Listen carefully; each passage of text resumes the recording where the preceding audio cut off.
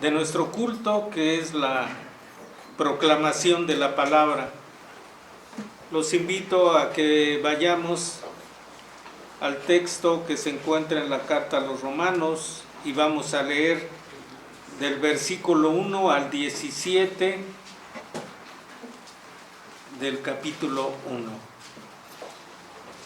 Romanos 1 al 17 del capítulo 1. Lo vamos a hacer como acostumbramos, alternadamente.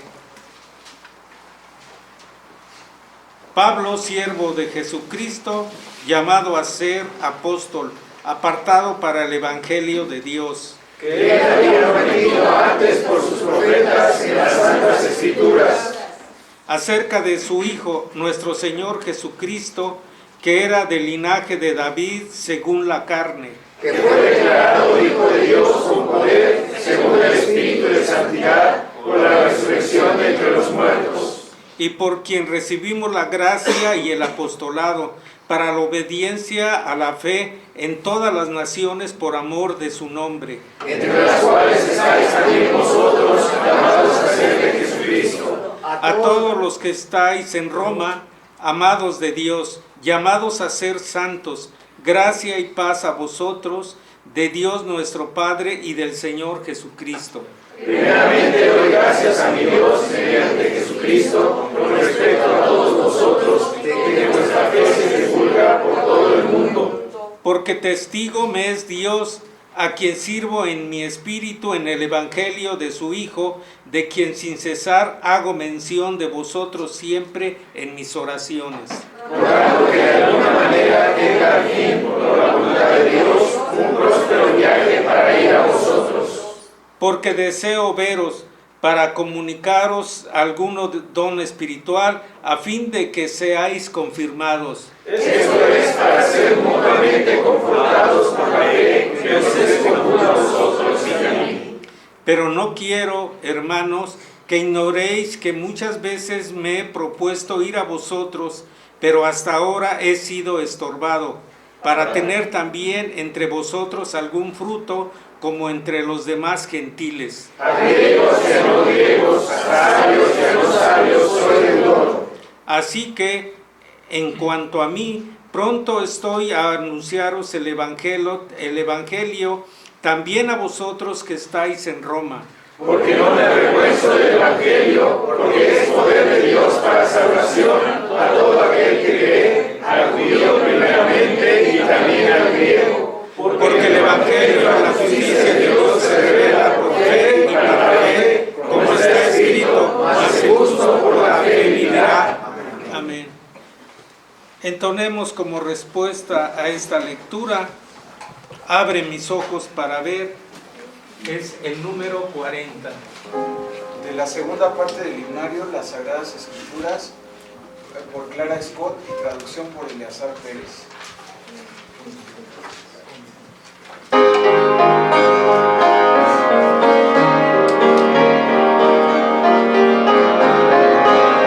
Abre mis ojos para ver las maravillas de tu ley. Dame la clave de tu saber, tu voluntad saber, mi rey. Humildemente espero yo tu dulce voz hoy escuchar. Dame tu espíritu, Señor, de santidad. Abre mi oído, buen Señor, para escuchar con claridad tu dulce voz que llena de amor pueda apartarme de maldad. Humildemente espero yo tu dulce voz hoy escuchar. Dame tu espíritu, Señor, de santidad. Abre mis labios para hablar tus testimonios por doquier, y a otros poder pronto llevar bálsamo y paz para su ser.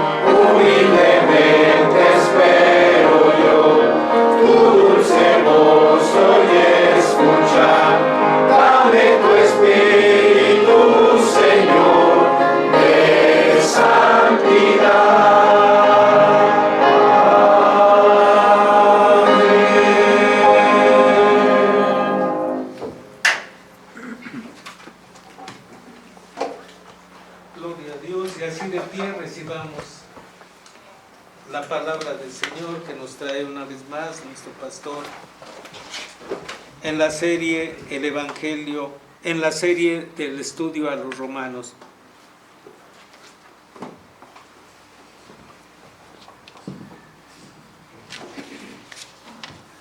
Vamos, hermanos, a abrir la escritura una vez más para leer en esta ocasión en el libro a los Corintios, en el primero de los libros, de los dos libros a los Corintios. De este libro vamos a buscar el capítulo 1 y vamos a dar lectura a los versículos 18 al 31.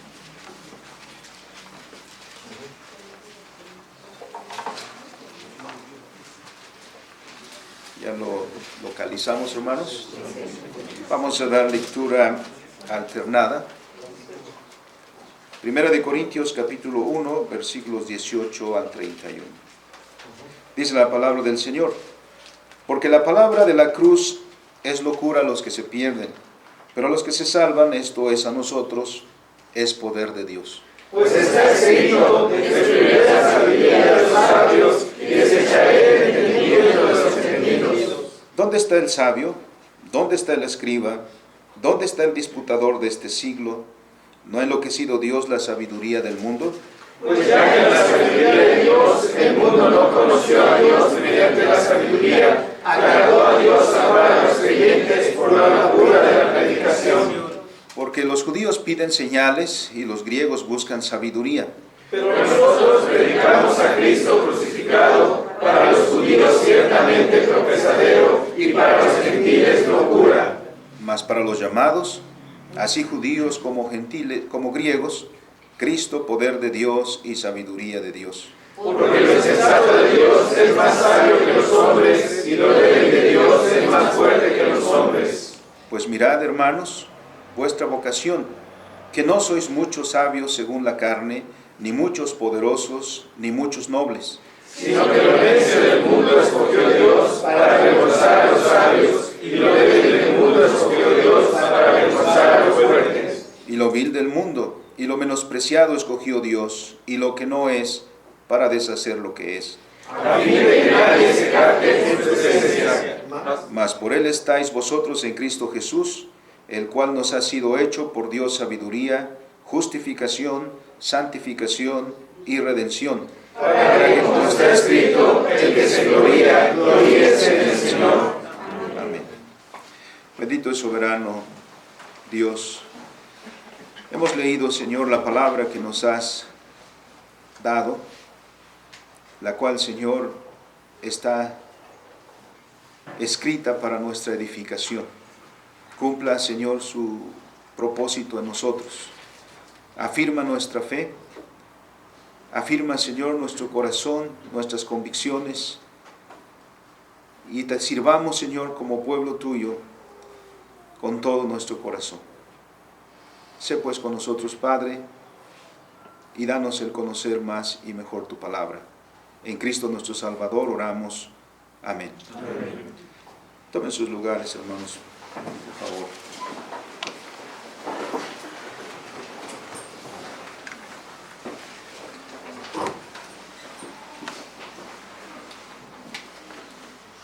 En el seguimiento, hermanos, de la palabra del Señor, como la encontramos en el libro a los Romanos, y sabiendo que lo que hemos propuesto en nuestro corazón es estudiar el libro a los Romanos, que es un precioso libro con un gran contenido para nuestra edificación, pues esperamos que no se limiten solo al pasaje que estamos leyendo dominicalmente, sino que ya avancen y a estas alturas ya van por la tercera o la cuarta lectura del libro mismo.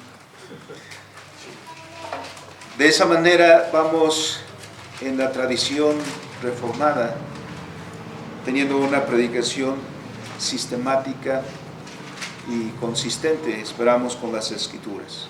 De ahí que siempre la oración del pueblo del Señor es fundamental para la predicación de la palabra.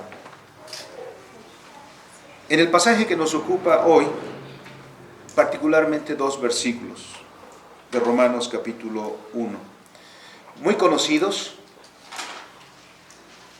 y por lo tanto memorizados seguramente, que son los versículos 16 y 17,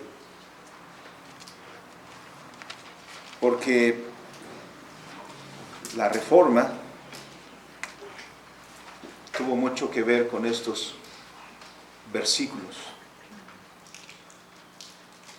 Pablo dice: porque no me avergüenzo del Evangelio, porque es poder de Dios para salvación a todo aquel que cree, al judío primeramente y también al griego, porque en el Evangelio la justicia de Dios se revela por fe y para fe, como está escrito: mas el justo por la fe vivirá.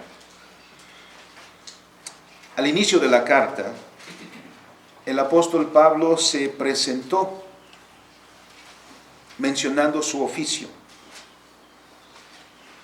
Esto como una credencial de identificación.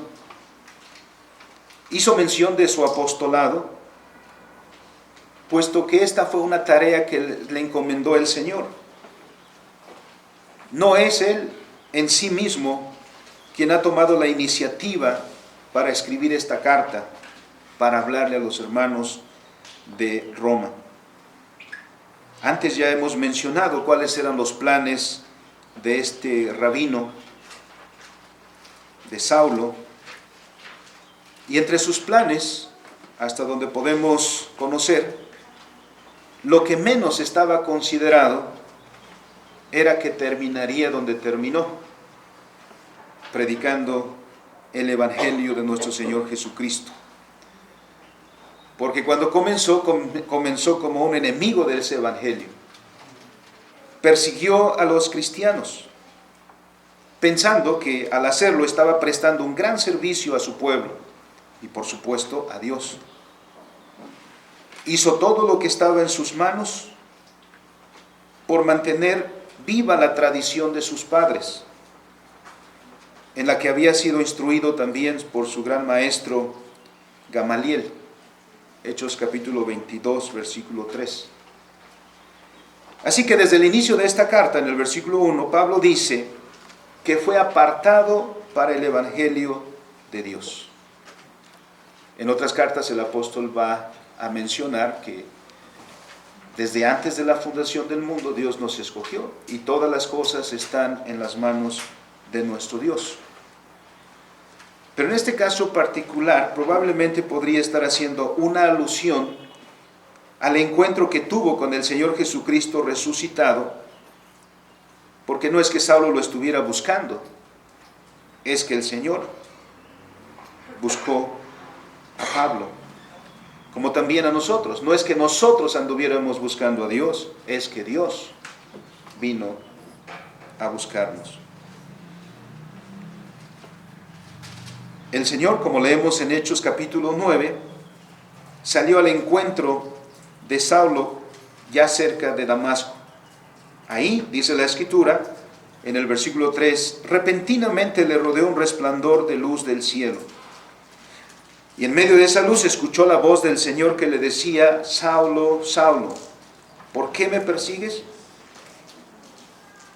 A lo cual el apóstol preguntó, bueno, todavía no era el apóstol, preguntó y dice: ¿quién eres, Señor? Por respuesta, obtiene las siguientes palabras que debieron ser sorprendentes para él: yo soy Jesús a quien tú persigues. Dura cosa te es dar coces contra el aguijón. ¿Por qué el Señor lo detuvo? ¿Por qué el Señor salió al encuentro de quien lo perseguía y de quien perseguía a sus discípulos?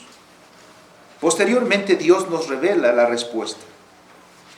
Después de 3 días, el Señor encomendó a un discípulo que estaba en Damasco, de nombre Ananías, que fuera hasta donde se encontraba Saulo para verlo.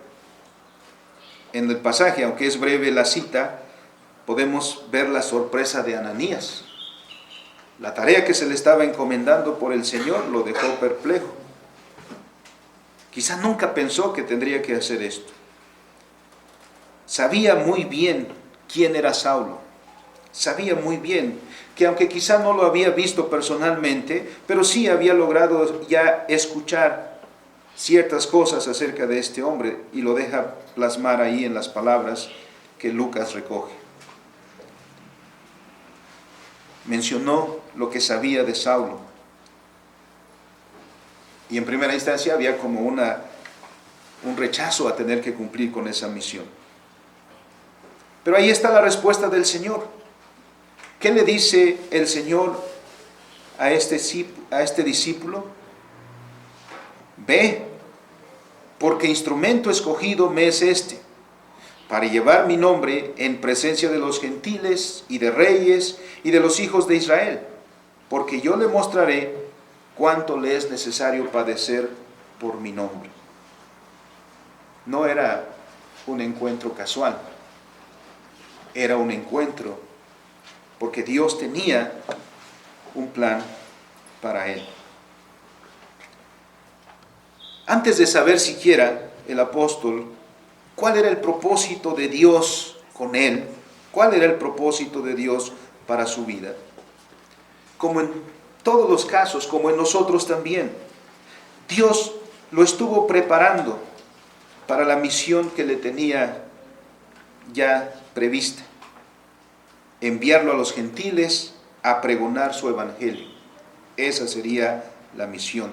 Y como dice Romanos 1:3, ese evangelio que es acerca de su Hijo, nuestro Señor Jesucristo.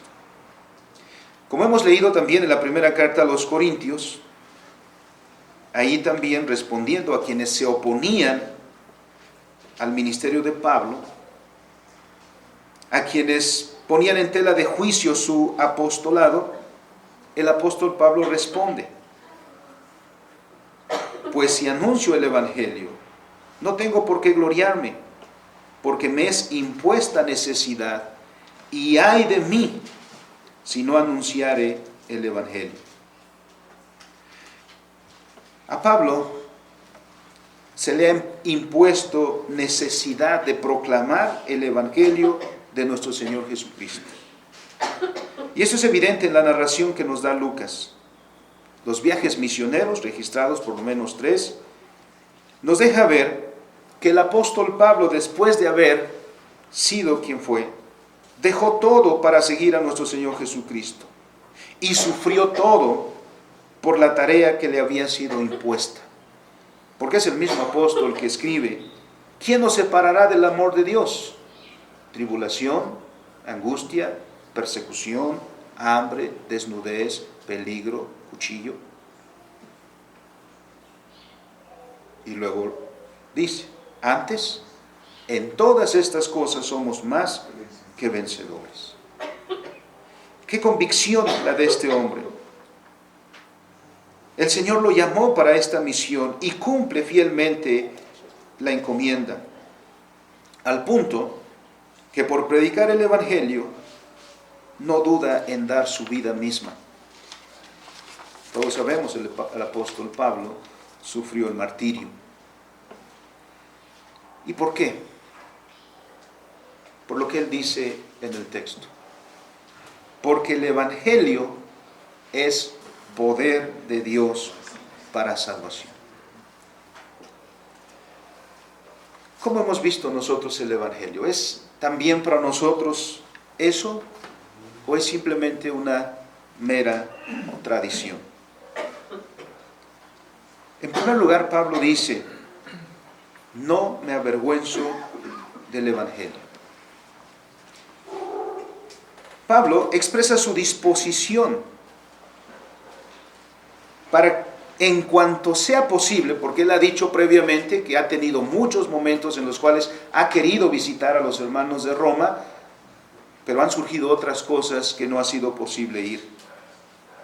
Entonces les reitera que en cuanto le sea posible, él visitará a los hermanos en Roma, y dice, para anunciarles el evangelio.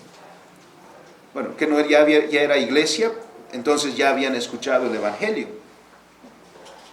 Pero es que nosotros tenemos un concepto de evangelio a veces muy reducido, que es, le llamamos evangelio solo a ese momento de conversar con alguien y decirle: Cristo te ama. Y ya, predicamos el evangelio ahí. Pero el Evangelio es todo esto. Y Pablo dice, lo que yo quiero ir es con ustedes para enseñar, para compartir la palabra del Señor. Pero adelanta y les dice, porque no me avergüenzo del Evangelio. Todos hemos sentido vergüenza en alguna ocasión, ¿no? ¿Por qué? Porque en el caso particular, Pablo está diciendo, no me avergüenzo, es decir, no me da pena el ser identificado con algo. En el caso aquí, de que me identifiquen con el Evangelio, de que me identifiquen con Cristo. Vamos a recordar un caso en las Escrituras. ¿Se acuerdan de Pedro? Cuando el Señor Jesucristo fue arrestado por aquellos que querían su muerte, Pedro siguió a escondidas a la comitiva que llevaba al Señor. ¿Hasta dónde llegó? Hasta la casa del sumo sacerdote. Estando ahí, una mujer se acercó a Pedro, una mujer que servía en la casa del sumo sacerdote. Se acerca a Pedro y le hace una simple pregunta. ¿Cuál fue la pregunta? Es decir, tú no te identifiques con él, no eres de ellos, no perteneces a este mismo grupo, de este Jesús a quien han traído aquí. Sintiendo vergüenza, Pedro no quiere ser identificado con ellos. Pedro no quiere que lo identifiquen con Jesús.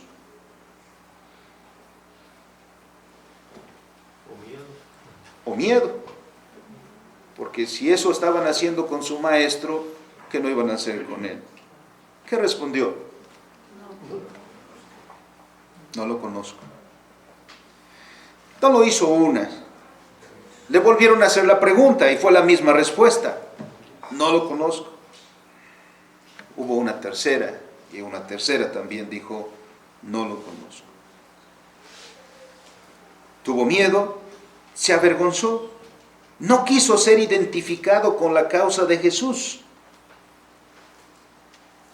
Y después Pedro sería el primero de los apóstoles en hablar valientemente el Evangelio ante una multitud reunida cuando se suscitó el advenimiento del Espíritu Santo. Ser cristiano y predicar el Evangelio no es una tarea fácil, si lo pensamos bien. Porque la oposición que se levanta contra Dios, contra su palabra y contra sus hijos, no es pequeña. El cristiano debe saber desde el principio que se está metiendo en un conflicto. Donde quiera que se planta la verdad, ¿qué se levanta en oposición? La mentira. Ser cristiano no es fácil. Cumplir la misión que Dios nos da no es fácil. A lo largo de la historia, lo que encontramos, hermanos, una y otra vez es oposición.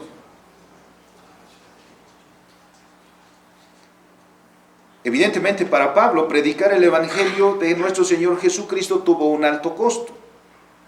Como hemos dicho, basta leer el libro de los Hechos y nos deja ver toda la oposición que tuvo Pablo durante todo su apostolado. En Listra, lo dejaron por muerto ahí en la puerta de la ciudad. Y no fue el único caso. Cuando estaban con Silas atados a un cepo, ¿dónde fue eso? ¿No? En Filipos. ¿No? Miren cuántas cosas estaba sufriendo el apóstol Pablo por causa del Evangelio. ¿Y por qué él afirma, no me avergüenzo? Cada generación, hermanos, la iglesia de Jesucristo, cada generación, la iglesia, los cristianos y el evangelio tiene a sus burladores. Y si el mundo se burló de nuestro Señor Jesucristo, ¿por qué no habría de hacerlo con nosotros? El mismo Señor Jesucristo anticipó: ustedes serán bienaventurados cuando por causa de mí los persigan, vituperen, diciendo contra ustedes todo tipo de mentiras. El mundo se burla de nosotros porque creemos en Jesucristo. Se burla de nosotros por predicar el evangelio. ¿No has sufrido tú, hermano, las burlas del mundo? Por ser de Jesucristo. ¿No se han burlado de ti tus familiares? Porque te ven leer la Biblia, porque te ven reunirte con tus hermanos en Cristo, porque te escuchan hablar de Dios, de su voluntad, porque te escuchan que quieres compartir de la enseñanza que has recibido. ¿No se burlan tus profesores en la escuela cuando se dan cuenta que tú eres cristiano? ¿No han hecho escarnio de ti cuando te exponen ante los demás y dicen: mira, aquí también hay un cristianito, un hermano, un aleluyo? ¿No se burlan, hermano, de ti tus vecinos? Porque ¿acaso pones música cristiana y escuchan los vecinos y dicen: no les gustan las fiestas que hacen? ¿No se burlan de nosotros los intelectuales, tratando de ridiculizar a la iglesia de Cristo por creer, por hablar de la fe, por creer en Dios, por hablar de la palabra? ¿Eso es nuevo para la iglesia? Eso ha seguido a la iglesia a lo largo de la historia. Antes que se burlaran de nosotros, se burlaron de nuestros padres. Antes que de nuestros padres, de nuestros abuelos. Y podemos ir en la historia y se han burlado una y otra y otra y otra vez. Al respecto, ¿qué vas a hacer, hermano? Ante esas burlas, ante ese escarnio que recibes, ¿qué vas a hacer? ¿Vas a ser un cristiano anónimo? ¿Vas a callar para no recibir tales burlas? Yo pasé muchos años de mi juventud tratando de no ser quien soy, tratando de que no me identificaran con o a quien sirvo. Sé lo que es recibir las burlas cuando yo fui joven, pero nunca podía evitar que todos me identificaran con la iglesia cristiana, con mi padre que es pastor, con mi abuelo o mis abuelos que eran predicadores. Porque siempre preguntaban: ¿y quién es tu papá? ¿Quién es tu abuelo? Inmediatamente, entonces ahí estaba: tú también eres cristiano.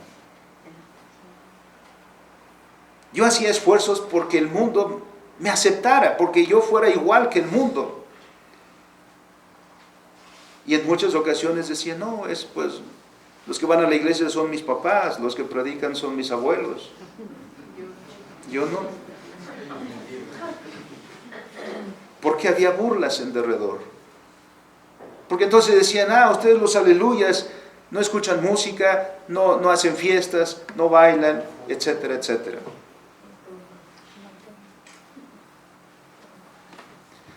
Bueno, a lo que yo he dicho, ustedes ¿qué añadirán, hermanos? ¿Cuál es su experiencia? Sabiendo el apóstol Pablo que los hermanos que están en Roma están expuestos a la burla también, y la burla lo que produce es desánimo. Hemos dicho: ¿dónde está la iglesia a la cual está escribiendo Pablo? Está en Roma. ¿Qué es Roma?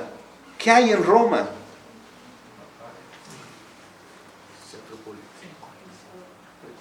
Es el centro político, el centro cultural.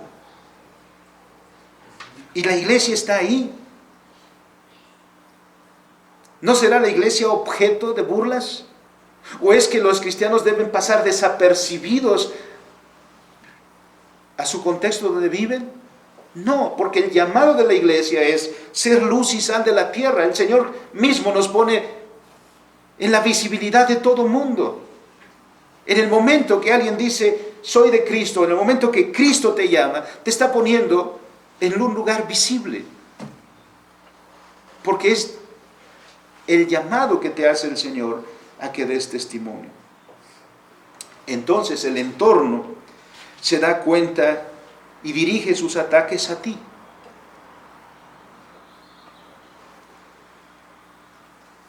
Sabiendo esto, Pablo, dice Calvino, Pablo no se inquieta por las burlas de los perversos. Es decir, no es extraño, eso es lo que hacen siempre, sino que procura ensalzar la doctrina del Evangelio para que no parezca menospreciable a los romanos, es decir, a nuestros hermanos que están allá. Ciertamente da a entender que ella es despreciable para el mundo. Al decir que no se avergüenza de ella o del Evangelio, mas por este medio quiere preparar a los hermanos para sufrir el oprobio de la cruz de Cristo, a fin de que no se desanimen de servir a nuestro Señor. Que no se desanimen los cristianos cuando vean que el Evangelio es objeto de risas y de burlas de los inicuos. El apóstol Pablo está diciendo entonces a los hermanos en Roma, yo no me avergüenzo del Evangelio. Tanto no me avergüenzo que quiero ir a Roma, quiero ir a visitarlos a ustedes para predicarles el Evangelio. Y el Evangelio que se predica ahí es el Evangelio que se ha predicado y se predica. Y me es impuesto deber, y ay de mí si no predicara el Evangelio. Eso ha sido la historia de siempre, hermanos. Se burlan de nosotros. Y sabiendo Pablo que el efecto de esa burla puede resultar en el desánimo nuestro, que por eso entonces nosotros ya no querramos hablar. Que por eso nosotros ya no querramos decir, soy cristiano. Que cuando dijimos en el aula de clase a los compañeros y a nuestro profesor ateo, dijimos, yo soy cristiano, y la burla que hicieron, pues ya no me quedan ganas de volver a hacerlo. Previendo eso, Pablo dice, no me avergüenzo del Evangelio, con el propósito de animar a los hermanos a mantener su testimonio en el contexto en el cual están. En la historia hay muchos ejemplos, hermanos, de valentía, de testimonio valiente en medio de sus perseguidores. Quiero mencionar solo uno. A mediados del siglo II, un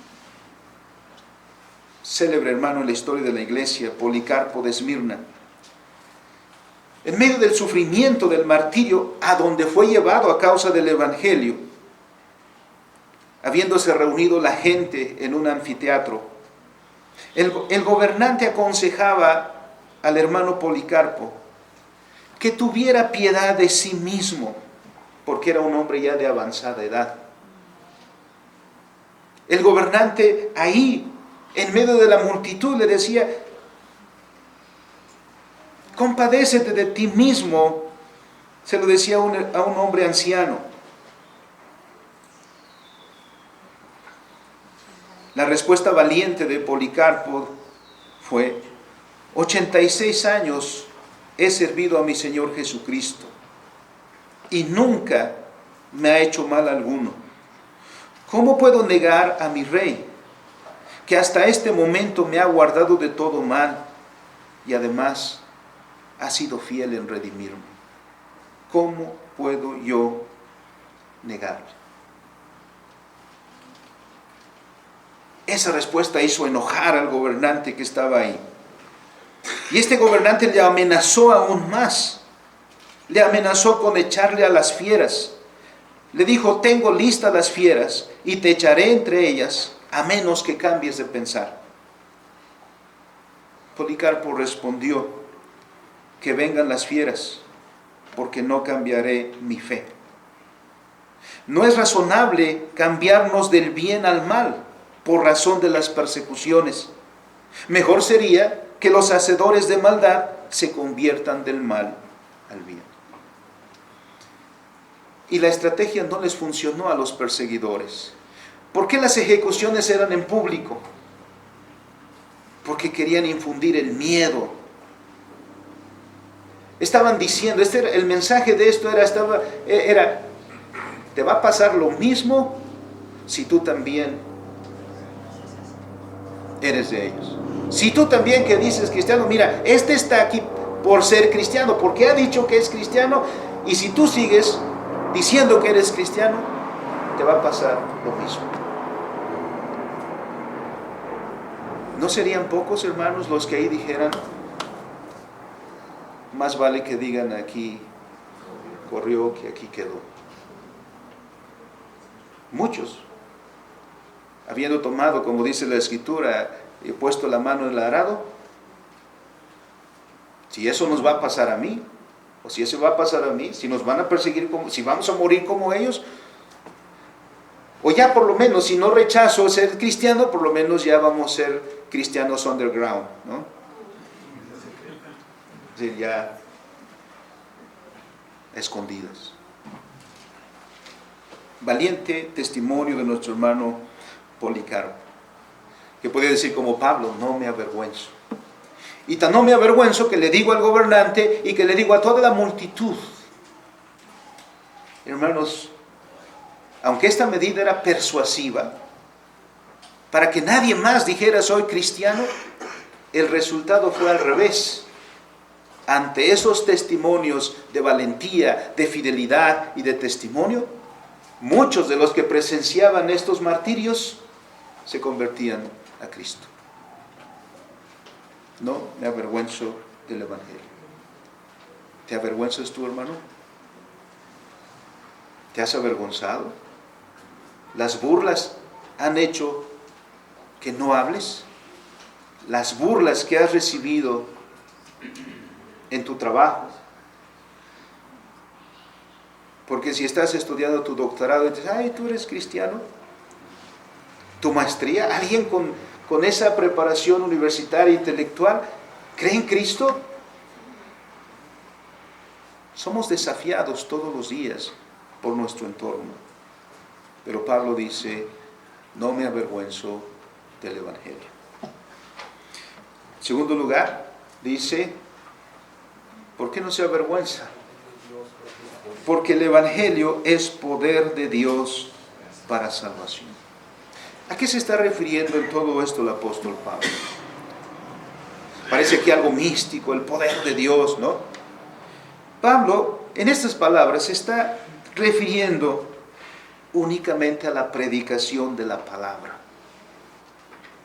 Si lo compaginamos con el pasaje de 1 Corintios que leemos, y ahorita vamos a ir a él, miraremos que esto es a lo que se refiere. Predicar el Evangelio, predicar la palabra. ¿Cómo debemos predicar la palabra? Pablo dice, el Evangelio es poder de Dios para salvación. ¿Cuántos predicadores hay que para convencer usan todas las técnicas de oratoria que pueden manejar para convencer a sus oyentes? Ponen el éxito de la predicación en el discurso mismo, en la estructuración del discurso. Otros usan técnicas de manipulación. Juegan con las emociones de los oyentes.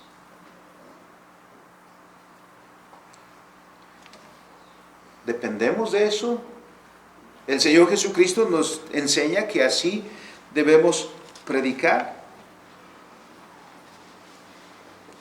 No menospreciamos el buen hablar. No menospreciamos la buena oratoria, el argumentar.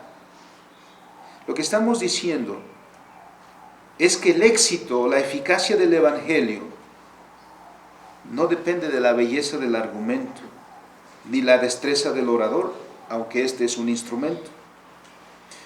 El éxito del mensaje se encuentra en el poder de Dios, que usa el mensaje de Jesucristo para llamar a los que quiere salvar. Miren lo que dice Pablo en 1 Corintios. Y miren que es a Corinto, miren que Pablo llega a Atenas y miren que Pablo llega a Roma. Pablo llega como un gran orador, ¿cómo le llaman ahora? Un coach de vida, ¿no? Hasta en cierto lugar me dijeron que había un curso para ser coach espiritual.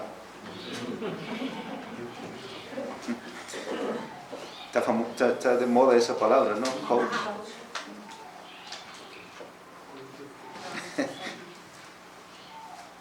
Me perdí por un momento. Capítulo 2 de 1 de Corintios. Pablo dice a los hermanos de Corinto: hermanos, cuando yo fui a vosotros para anunciarlos el testimonio de Dios, es decir, el Evangelio, ¿qué estuvo haciendo Pablo? Vamos a ensayar el sermón, voy a ensayar el discurso. Veo en el espejo. Esta palabra va bien aquí, aquí una frase de impacto para que conmueva. Los grandes oradores hacen eso, ¿no? Los políticos, por eso alguien les escribe los discursos, para que una frase vaya, el famoso timing, ¿no? Pablo dice: cuando yo fui a ustedes a predicar el testimonio de Dios, ¿qué? No fui con excelencia de palabras o de sabiduría. No era haciendo alarde. Y es porque a Pablo le faltara eso. Pablo era un rabino. Pablo era un doctor en la ley. Bueno, ahí está. Tuvo que reconocerlo Pedro, ¿no? Bueno, no se vio obligado, pero Pedro dice de Pablo que nuestro hermano Pablo ha escrito muchas cosas, muchas de las cuales son difíciles de entender. Y uno de estos libros es Romanos precisamente. Pero Pablo dice: yo no fui ahí con esta mentalidad de astucia y voy a ser sagaz y voy a hacer un argumento que nadie va a poder rechazar. El versículo 4. Ni mi palabra, ni mi predicación fue con palabras persuasivas de humana sabiduría, sino con demostración del Espíritu y del poder. Para que vuestra fe, ¿no? Miren, hay personas que siguen. Ya dije que una vez una hermana dijo: pastor, si usted se va de la iglesia, yo me voy con usted. Bueno, no era mi esposa.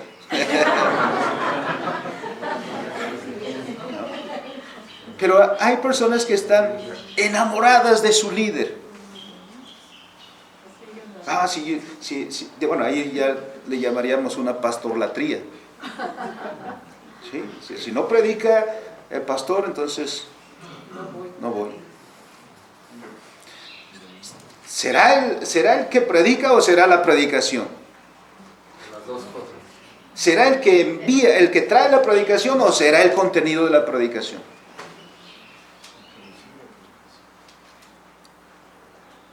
Yo a veces, si tuviéramos que elegir, dijéramos: nos va a predicar alguien que tiene una maestría y un doctorado,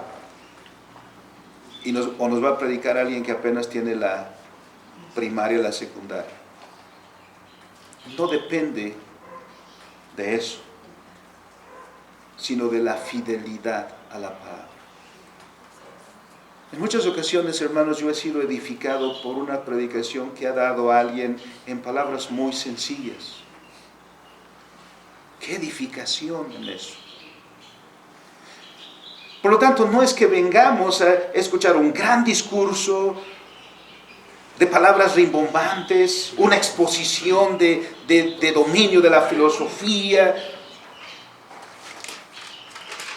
Lo que buscamos es la fidelidad a la palabra de Dios. Como he dicho, no menospreciamos lo otro, pero lo otro es un instrumento que debe ser usado en sujeción a la voluntad de Dios. Pablo dice, yo no fui a ustedes confiando en mi estrategia, en sabiduría humana, fui simple y sencillamente no queriendo saber otra cosa entre ustedes, sino a Jesucristo y a este crucificado. Miren un ejemplo de eso. En Atenas, en Hechos capítulo 17, Pablo llega ante los que le llamaron, ¿no? Porque escucharon que andaba predicando por ahí. Traigan a ese hombre, queremos saber qué es lo que tiene que decir. Lo trajeron. ¿Acaso Pablo se lía en una discusión filosófica y comienza a hablar del logos y de la trascendencia y la inmanencia? ¿Qué hace Pedro? ¿Qué hace Pablo en Atenas?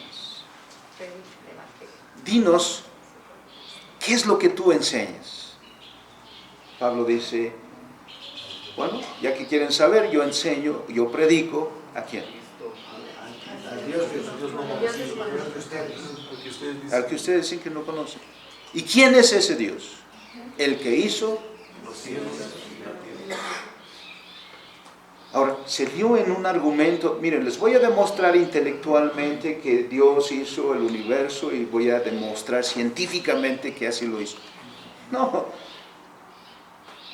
porque estas son cuestiones de fe. Nadie puede demostrar el origen. El origen está más allá de nuestro alcance. Por eso Hebreos 11:3 dice, no dice, creemos en la creación porque está demostrado científicamente, argumentos irrefutables. Dice, por fe decimos haber sido constituido el universo por la palabra de Dios. Y cuando escucharon a Pablo decir esas palabras, ¿qué hizo el auditorio? Unos hicieron muecas, otros hicieron gestos de desaprobación, otros conforme iban escuchando a Pablo. No, si nosotros somos filósofos, somos estoicos, epicuros, estamos acostumbrados a la argumentación, a eso. Pablo, ¿qué está diciendo acá? Cosas de la resurrección y eso, ahí lo escucharemos en otra ocasión. Menospreciaron y se burlaron de Pablo y de su mensaje. ¿Pero qué sucedió? ¿Quiénes creyeron al mensaje?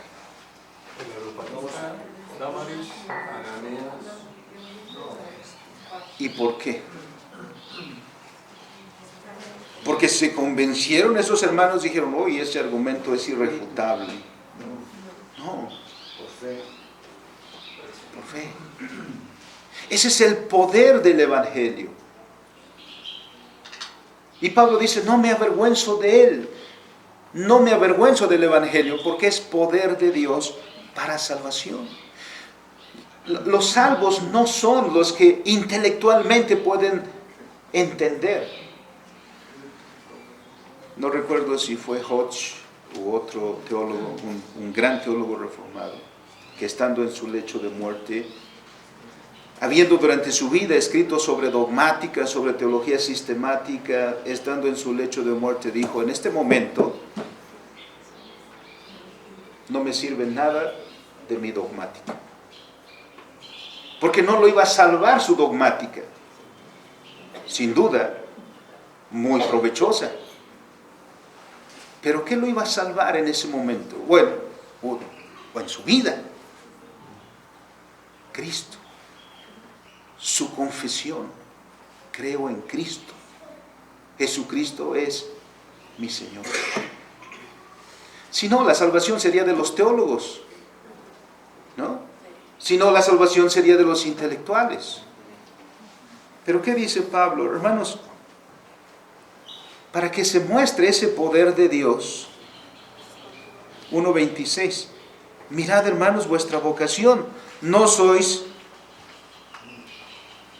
muchos sabios, según la carne, ni muchos poderosos, ni muchos nobles, sino que lo necio del mundo escogió Dios para avergonzar a los sabios, y los débiles del mundo escogió Dios para avergonzar a los fuertes. Cuando nuestro Señor Jesucristo llevó a cabo su ministerio, ¿quiénes son los que lo rechazaron? Los eruditos, los que doctores en la ley. ¿Y quién dijo el Señor Jesucristo?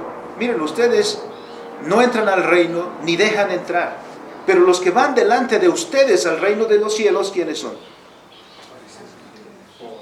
Los pobres, las amas de casa, los hombres sencillos. Aquel joven ciego que dijo, bueno, yo no sé. Le preguntaban quién es. Lo único que yo sé es que yo era ciego y ahora veo. Esa es mi convicción. Yo creo. Ese es el poder del cual hablan las Escrituras. Porque el Evangelio, hermanos, hace resaltar el poder de Dios en su palabra. Para hacer resaltar también su virtud para salvar a los hombres. Porque dice 1 Corintios 1:18, porque la palabra de la cruz es locura a los que se pierden, pero a los que se salvan, esto es a nosotros, es poder de Dios. Así que la predicación del Evangelio no opera eficazmente en todos, sino solamente cuando el Espíritu ilumina los corazones. Es poder de Dios para salvación. Por eso decíamos ayer en la conferencia sobre evangelismo, cuando una persona se convierte a Cristo, no es el predicador el que tuvo éxito, no es el método el que tuvo el éxito. ¿De quién fue el éxito? Del Espíritu Santo. Porque mientras a unos les es burla el Evangelio, o se burlan del Evangelio, y otros dicen, por poquito me persuades, otros caen postrados y dicen, mi Dios y mi Señor. En tercer lugar, dice Pablo, porque en el Evangelio la justicia de Dios se revela por fe y para fe, como está escrito, mas el justo por la fe vivirá. Nuestra salvación está solamente en el Evangelio, porque no existe otro camino por el cual Dios nos justifique, y su justicia nos libra de toda condenación. ¿Qué se nos menciona en el Evangelio, la palabra de Dios? Algunas cosas que hay que destacar. Primero, que para ser amados por Dios es necesario que seamos justos.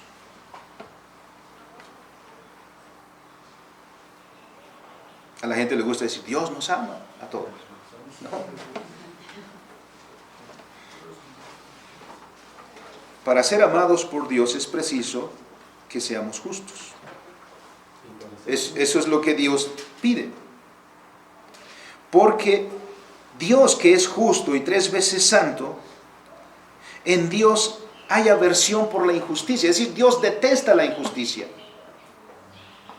¿Cómo puede estar un justo en la presencia de Dios entonces? No. Dios odia el pecado y al pecador. No. Si no, todos los pecadores estarían en el cielo.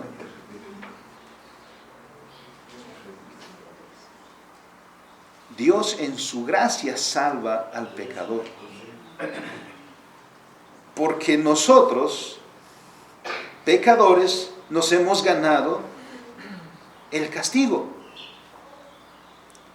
Y si el castigo no se nos da, no es por nosotros, sino por la gracia de Dios en Jesucristo. Ahí es donde ese es el mensaje del Evangelio. Porque en el Evangelio, a nosotros que estamos sin Dios y sin esperanza en el mundo y muertos en nuestros delitos y pecados, ¿qué es lo que el Evangelio anuncia? ¿Cuál es el corazón del Evangelio? Jesucristo. Reconciliación. Y el Señor está diciendo, mira la justicia que tú no puedes cumplir, pero Dios te ha provisto de alguien que ha cumplido por ti, y en razón de Cristo tú eres declarado justo. Porque si, hermanos, si Dios nos ve a nosotros así, solos, ¿qué es lo que ve? Pecado. Y la paga del pecado es muerte. ¿Podría alguien de nosotros ponerse de pie y permanecer de pie delante del Dios 3 veces santo? No. Entonces, ¿por qué no somos destruidos? Estamos en Cristo, no ve a Cristo. Porque Dios nos ve por medio de su Hijo. Por eso el corazón del Evangelio es Jesucristo. ¿Quién es nuestra justificación? Jesucristo. ¿Quién es nuestra salvación? Jesucristo. Esa es la buena noticia. Ese es el mensaje, ese es el corazón. Esa es la bienaventuranza para nosotros. Que en Jesucristo es revelada la gracia de Dios para ti, porque se ha efectuado un sacrificio para reconciliarte con Dios. Y tú no tienes que hacer nada, sino que solamente creer. Cree en el Señor Jesucristo y serás salvo. Por eso dice el apóstol Pablo, porque en el Evangelio la justicia se revela. A ver, quiero no equivocarme. Porque en el Evangelio la justicia de Dios se revela por fe y para fe, como está escrito, mas el justo por la fe vivirá.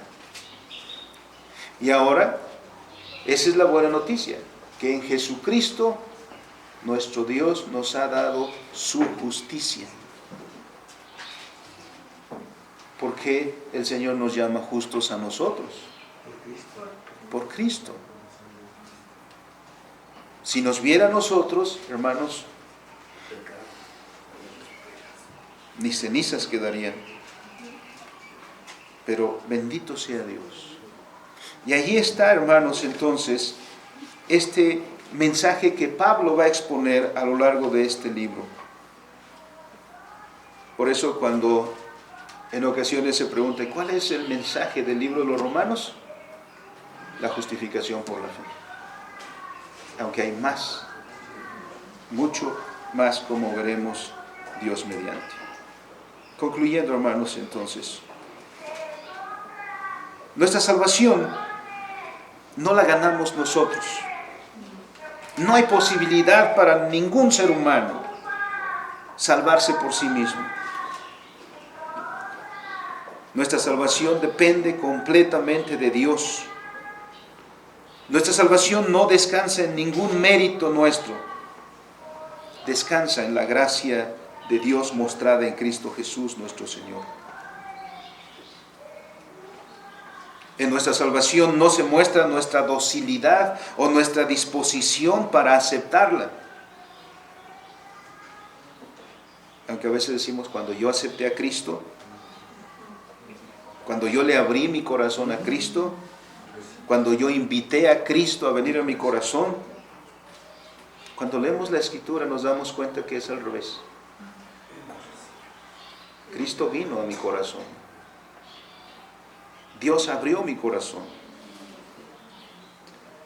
No somos nosotros dóciles. Nosotros éramos duros de corazón. ¿Quién va a convencer a un corazón de piedra? ¿Un argumento? No. Lo único que puede quebrantar un corazón de piedra es el poder de Dios, el poder de su Espíritu Santo. Gracias a Dios que ese poder ha obrado en nosotros para obrar nuestra salvación y que siga obrando en nosotros para afirmarnos en la fe de nuestro Señor y que nosotros en nuestra generación tampoco nos avergoncemos, porque para evangelizar al mundo se necesita un pueblo que no se avergüence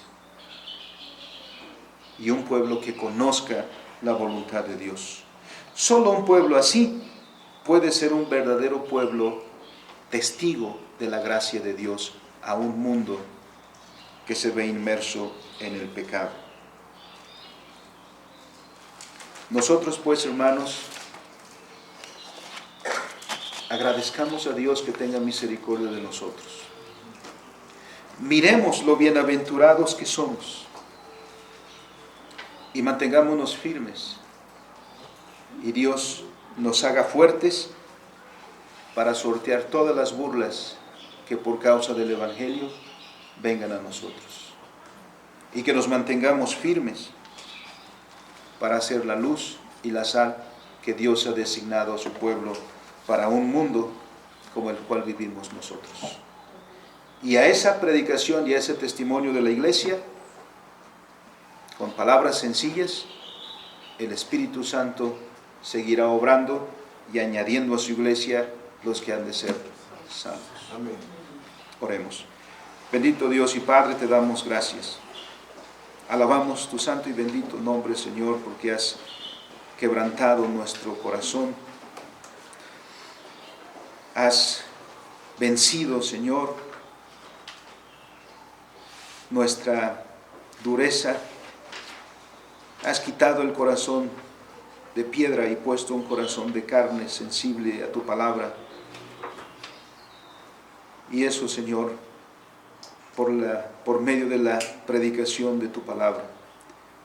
Porque también va a decir el apóstol Pablo más adelante, la fe no viene sino por el oír, y el oír tu palabra, bendito Señor.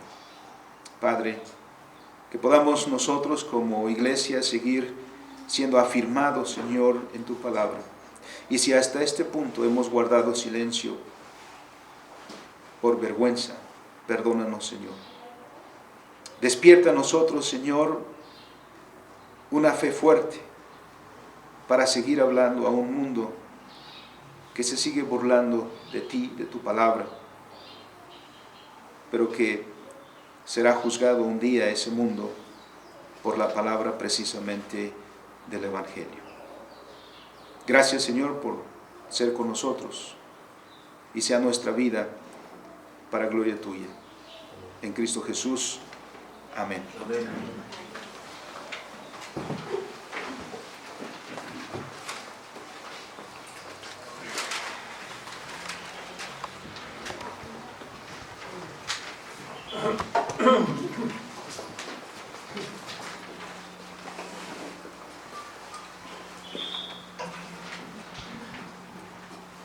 Gracias a Dios por su palabra aquí expuesta. Gracias, pastor.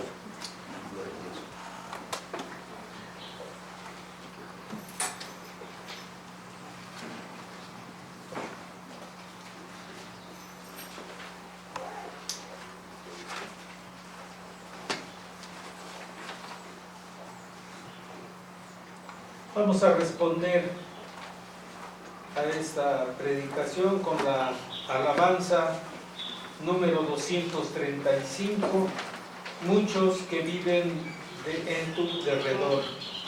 De la 10ª parte del himnario, la iglesia, su misión y servicio, por George Schuller, traducción por J.F. Swanson, himno 235, muchos que viven en tu derredor.